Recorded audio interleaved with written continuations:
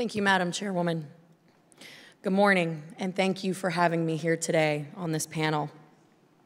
Thank you to the Ranking Member Comer. Appreciate everything that you all do here. Distinguished members of this committee, I'm pleased to be with you this morning, though I wish my testimony came here under better circumstances. Right now, our country is facing a number of crises that House Democrats have been loath to acknowledge or make progress towards fixing.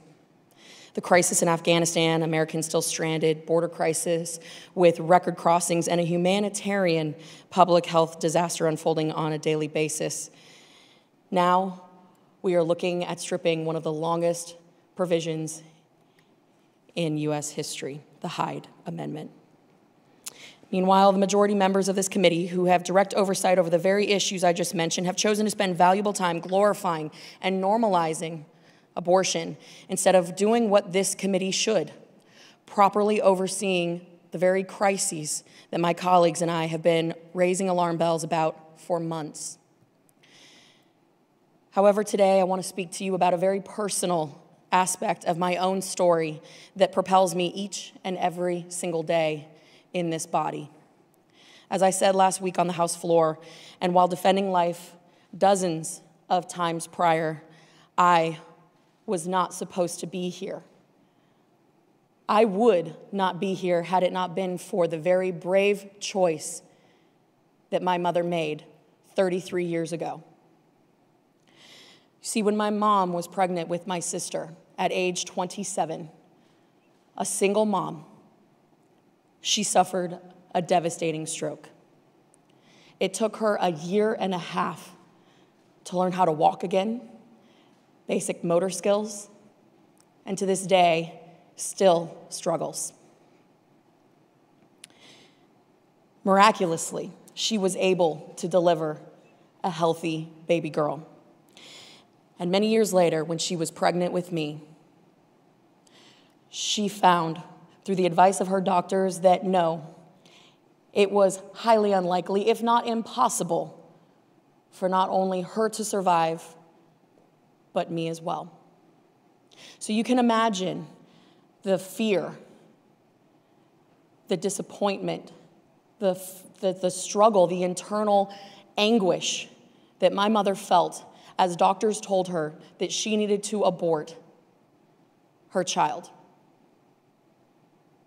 You can imagine the pain that she felt when her own family told her that she needed to abort her child.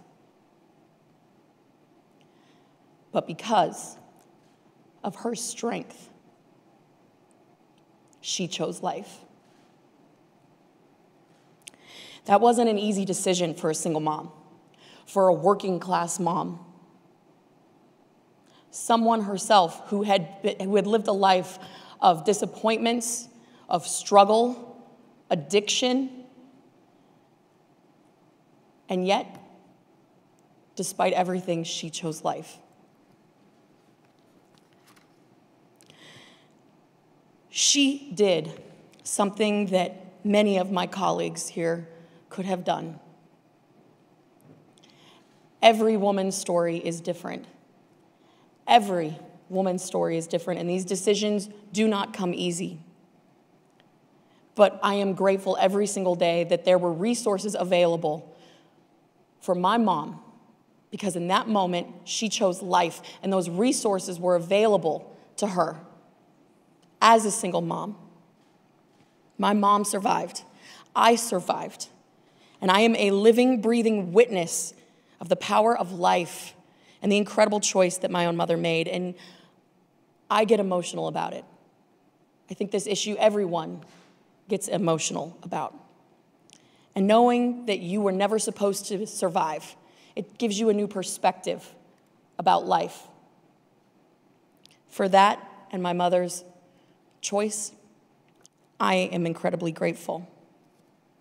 There are millions of women out there like my mom who made the same decision that she did.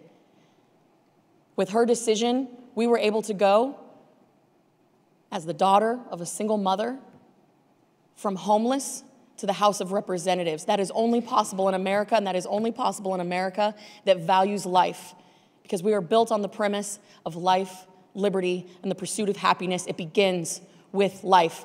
And I know there's been a lot of talk about justice here today. What about the justice for those unborn?